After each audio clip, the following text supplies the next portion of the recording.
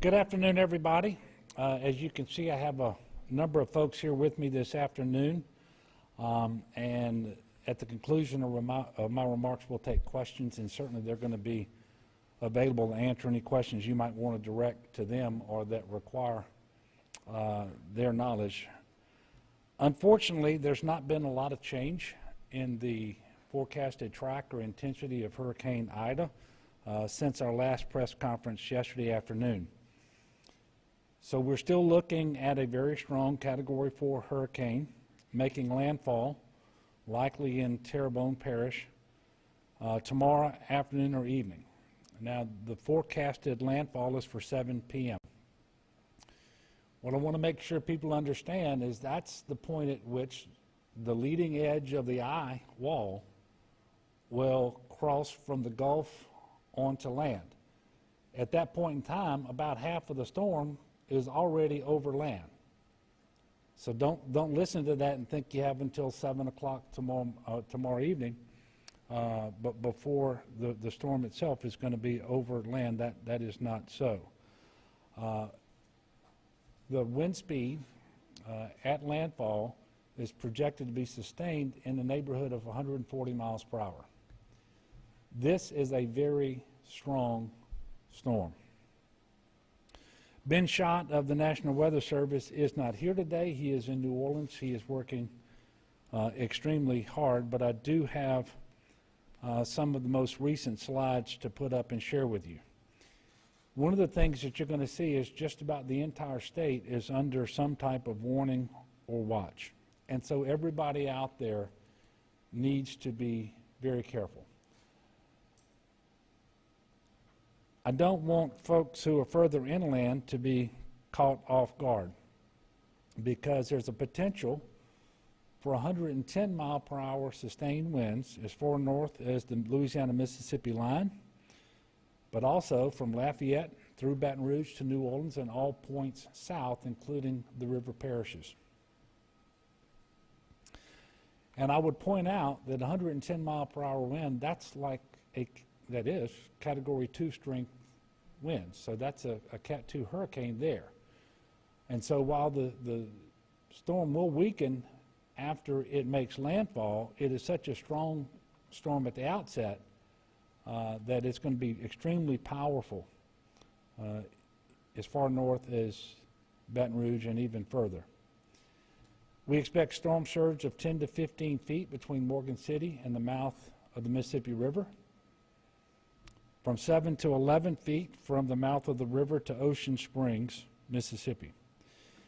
And so if you just look at that geography, the storm surge will impact St. Mary Parish, Terrebonne Parish, Lafourche Parish, Jefferson Parish the most. But there will be impacts well away from that, and certainly Plaquemines Parish and St. Bernard will be challenged with storm surge as well. 8 to 16 inches of rain with locally higher amounts possible. And that higher amount could be 20 or more inches, and that's Sunday through Tuesday. And as a result, and by the way, there's a big confluence of all of these areas, but again, stretching from Lafayette through Baton Rouge over to New Orleans and points south, that's where they're expecting the heaviest rainfall. And you hate to make comparisons with other storms because every storm is different, but remember that last year with Laura, we had very strong winds extending through most of the state because of how strong it was and how large that storm was. Well, we're going to see something very similar with Hurricane Ida. With the rain amounts that I just mentioned, flash flooding is a very real concern, and this is a very large storm. One of the things the National Weather Service told us that from the center of the storm extending eastward, it could be up to 160 miles, and then another 120 or 130 miles over to the west. So you're looking at something that could be 300 miles long. River flooding is also possible, especially on the North Shore area. Now, we're catching a little bit of a break here because the rivers don't start off at flood stage, and we haven't had as much rainfall over the last couple of weeks as we had been experiencing earlier in the year. But it doesn't take many hours of rain that's falling at the rate that they're talking about before those rivers could be at flood stage. One of the things that we were told today by the National Weather Service during our Unified Command Group meeting is that they are extremely confident in the current track and the intensity as forecasted for Hurricane Ida. And you really don't hear them speaking very often about that level of confidence. So we can sum it up by saying this will be one of the strongest hurricanes to hit anywhere in Louisiana since at least the 1850s. We can also tell you that your window of time is closing. It is rapidly closing. And just like we said yesterday, by the time you go to bed tonight, you need to be where you intend to ride the storm out, and you need to be as prepared as you can be, because weather will start to deteriorate very quickly tomorrow. By 8 a.m., we expect tropical storm force winds to start to move into the inland across southern Louisiana. And while you've been preparing, so has the state, so has local government, and we have certainly had assistance from our federal partners. And I'll just give you some updates from state agencies at this time. I can tell you that the Department of Transportation has waived the hours of service for truckers responding to Hurricane Ida. I've been watching the traffic cameras across the interstate systems of Louisiana for much of the day. And part of the good news is that many people are heeding the evacuation orders, both mandatory and voluntary evacuation orders, and they are evacuating. This is causing some areas with high congestion. We just ask people to be patient. This is going to be part of the process. Everyone can do themselves a little favor by checking with 511la.org, or you can go to the 511LA app for traffic information, find out if roads are closed, if detours are in effect, and if alternate routes are needed. At the present time, we have 137 coach buses in place in Louisiana, spread from Lafayette across east towards the New Orleans area and multiple vehicle staging areas. The vast majority of these resources will be focused on southeast Louisiana. We also have 19 paratransit buses, and they've already been assisting in the evacuation of a number of nursing homes. We will have another 37, 38 more coaches on hand by Monday. It is important to note that debris on the roadway and high water can occur at any time during the storm because of the impact of the wind and flood waters. DOTD crews may not be able to get to these locations to erect signs and barricades and provide warning before motorists experience these things. So please be mindful of this. Don't drive unless you have to once the weather gets bad. When there's water on the road and you're not 100% certain you know exactly how deep it is and what the current is, do not drive through it. Turn around. Don't drown. You should treat every down power line as if it's live and deadly. I can tell you that the CPRA is tracking 692 gates across the coastal zone. As of this morning's briefing, 246 of those gates were closed, and that's up considerably from yesterday's report. For just the second time in the history of the Hurricane Risk Reduction System in New Orleans, we will fully activate that system tomorrow morning. Coastal parishes across southeast Louisiana have been working extremely hard to shore up certain areas in their protection systems. For example, Terrebonne Parish is performing super SAC operations to shore up low-lying areas in Lower DeLarge. Lafourche Parish completed sandbag operations to shore up low areas on Reach K of its system in the Morganza to the Gulf levees. The National Guard currently has 4,013 National Guard soldiers and airmen activated in support of emergency operations. We will get to more than 5,000 guardsmen available to respond to the storm. And in fact, the entirety of the Louisiana National Guard has been activated, and coordination for possible assistance with sister states for assets that we may not have or may not have enough of them in Louisiana is ongoing. But just in terms of the National Guard, their search and rescue assets are staged currently across 14 parishes. They have 164 high water vehicles, 62 boats, and 34 helicopters ready to support and assist in search and rescue operations. 650 state, EMAC, and FEMA USAR personnel. Now, EMAC, that's when we request assistance from another state. FEMA is when we receive, obviously, search and rescue individuals directly from the federal government. We have a total of 650 of these that will be in place by tonight. And the number of boats there, just with the Louisiana Fire Marshal's Office, for example, is 150 that are staged across South Louisiana. We have the potential to get to 900 such search and rescue people by Monday if needed. The Louisiana Sheriff's Association and the Alcohol Tobacco Control have also committed their personnel and assets to search and rescue efforts. And the Fire Marshal's Office is also working with 2 volunteer boat search and rescue organizations as well as state partners, including the National Guard and Wildlife and Fisheries. And Wildlife and Fisheries currently has 169 agents with trucks and boats prepared, staged, and ready for movement. I have an update for you on the number of linemen in the state prepared to respond to power outages. We now have 10,000 linemen staged in the state of Louisiana, and that number will get up to 20,000 very quickly with out-of-state linemen who've already been contracted. They will be called in as necessary and when necessary.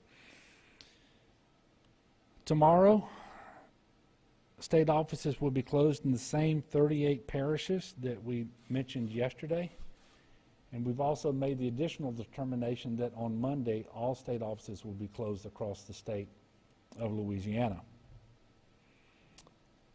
Gave you a break. I didn't want to have to read through 38 parishes. As of 6 a.m. today, shelters began to open across the state of Louisiana. We have just a few dozen people in state shelters at the time. Right now, any individual looking for shelter in a parish that is called for an evacuation, look first to the shelters in your parish. So contact your Office of Emergency Preparedness. And you can also text LA Shelter to 898-211, or you can just dial 211 to get shelter information. If you need to find out how to contact your parish Office of Emergency Preparedness, you can get that information under contacts at getagameplan.org. You can also get that information by going through the 211 system, as I just mentioned. So you can text LA Shelter to 898-211 or call 211. If you can stay with friends or family outside of your area, if you're evacuating, that's wonderful. You need to have conversations about that process and any COVID-related concerns ahead of time. I would urge people that if you're evacuating, perhaps from coastal Louisiana, don't have as your destination, if at all possible, a location in the Baton Rouge or Lafayette areas. The storm intensity, the amount of rain that we expect to get, the wind, as I mentioned earlier, is just too strong in these areas, so please evacuate further west, further north than the Lafayette, Baton Rouge area if at all possible. When you evacuate with essential items you're going to need if you're away from home for an extended period of time, including food, water, PPE, medicine, your pets. If you have questions about what you need to do to prepare to evacuate, to include any oxygen needs that you might have because of a health issue, you can call 211. I don't have all the COVID numbers for you today because it's a Saturday, we don't typically report them. What I can say is currently we have 2,450 individuals hospitalized across the state of Louisiana with COVID-19. And I'm very thankful that that's a drop. That's a drop of about 20% in the last 10 days. And that's very helpful going into this hurricane, especially since we know that the evacuation of our hospitals is not an option. But that still puts us in a very precarious position because that 2,450 people is still higher than the amount we had hospitalized at any time in the 3 surges prior to the current 4th surge. And as I close out and prepare to take your questions, I just want to talk to the people of Louisiana. I know that tomorrow, for many people, is a very difficult anniversary. It is the 16th anniversary of Hurricane Katrina. I'm also aware that it's very painful to think about another powerful storm like Hurricane Ida making landfall on that anniversary. But every storm is different. They all bring their own challenges. But I also want you to know that we're not the same state that we were 16 years ago. We have a hurricane risk reduction system in place because of the generosity of the people of the United States of America that we didn't have before. And outside of that hurricane risk reduction system, we also have tremendous investments in protection across South Louisiana with levees and gates and pumps. And having said all that, this system is going to be tested. There's no doubt. The people of Louisiana are going to be tested. But we are resilient and tough people. And we're going to get through this.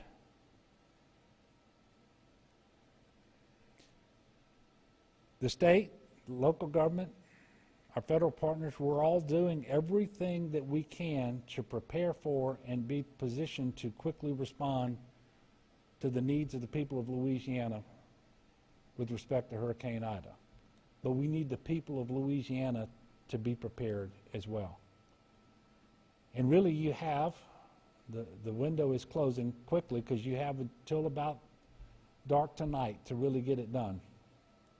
Again, the weather's going to degrade very quickly tomorrow. And by 7 p.m. tomorrow night, the northern half of Hurricane Ida should be over land.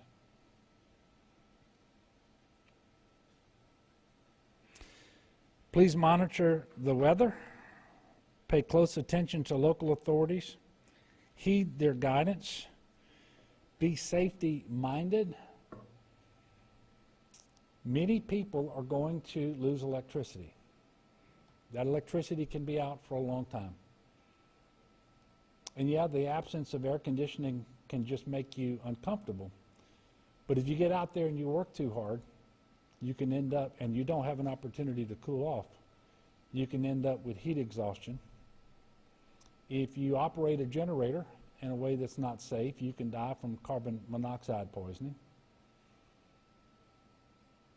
If you try to operate machinery like a chainsaw, for example, to clean up, and you're not accustomed to that, if you get up on a roof and you fall, all of these things, I'm saying these things because this is what's happened in the past, where the loss of life has resulted more from post-storm activities than from the storm themselves. So let's prepare, let's pray, let's be safe, and let's help one another. So please check on your elderly neighbors.